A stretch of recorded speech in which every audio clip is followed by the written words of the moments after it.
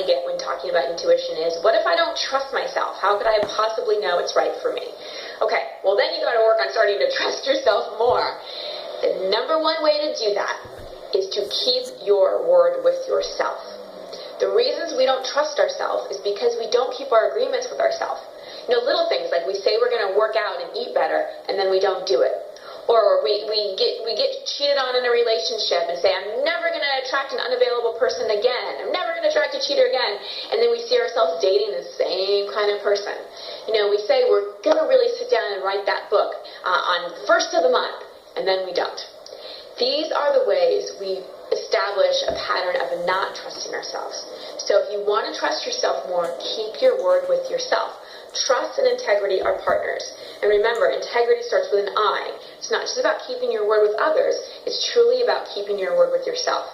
The more you keep your word with yourself, follow through on your agreements with yourself, the more you will trust yourself. You know, trust is another one of those things that we were born trusting ourselves. Totally born trusting ourselves. And it's getting back to remembering we are trustworthy by honoring our agreements with ourselves. So another kind of variation on how our relationship with ourselves impacts our intuition is about regret and second guessing.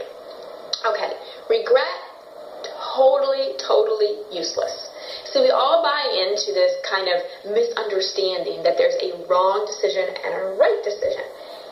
In my opinion, there's not. There's only what we choose, and then the universe gives us feedback. You know, we always are doing the best we could at the time. Regret is completely unfair because we're using the information we have now, today, to go back in the past and evaluate something where we didn't have the information we have now and beat ourselves up for it. It's using hindsight to make ourselves so miserable. You didn't know what you know now then. So it's not fair to suffer in regret. To get out of regret, you say, okay, what did I learn from that experience? What are the learnings I want to take forward? And most importantly, how do I want to move forward in my life? Because regret will keep you stuck. And again, regret keeps you in the mind and lowers the volume of that intuition. And the second guessing yourself part, it's like that kind of buys into the whole notion that there's such thing as failure, that you could mess up, that you could do wrong. And doubt and doubt and doubt and doubt will keep you stuck. You will never go forward. Now, I always say to people, fear is not a reason to not do something. Courage is not the absence of fear. Courage is moving forward in the face of fear anyway. So if you really know that you're always doing your best and you always give it your best, then you can stop this whole second guessing yourself thing. We're all here to learn. And the only way we learn is we make a choice, we move forward, we get feedback. We make another choice based on that feedback, we move forward, we get more feedback. Step by step by step. So stop second guessing and start moving forward. So the final question I want to explore with you today is intuition valid in business decision? Yes, absolutely, 100%. I wish there was more intuition in business decisions. It's so important to use all our inner resources when it comes to making any decision about business. Now, I always say with any big decision, give yourself a 24-hour kind of timeline. Now, I'm not talking about little decisions like what you want to eat for dinner, but big decisions about who to hire or what you want to move forward on or what projects you want to say yes to. Give yourself 24 hours and use all your resources, meaning use your rational mind, use your intellect. Make your pro-con list if you want, do your research, talk to other people, use all that logic and information gathering. That's a valuable resource that we have. Our mind is not a bad thing.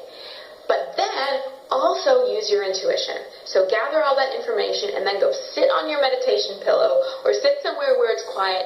Go inside. You know, meditation is that doorway into our intuition. And meditation doesn't have to be some big complicated thing. It really just is the act of getting present. The act of bringing our awareness down from our contemplative mind into our heart, into our inner wisdom. So take your business decisions inside. Sit with them. Reflect on them. Ask for guidance. And as you're doing that, notice how you feel. Now, I'll give you a way to kind of up the ante on this, to use your intuition in business decisions.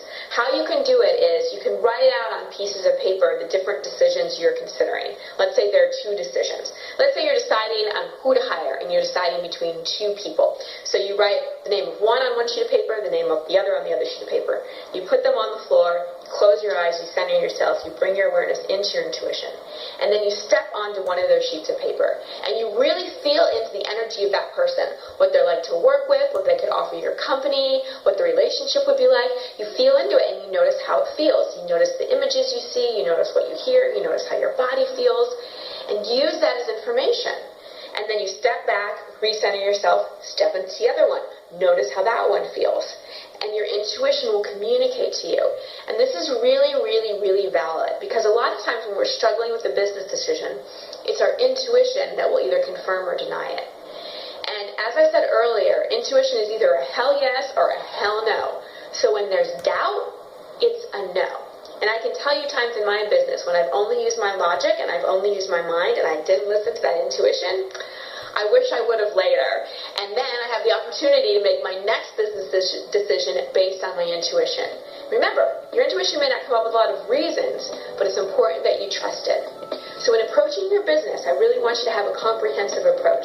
Yes, use your logic, but also listen to the wisdom of your intuition, because it will always guide you in a way that's most aligned for you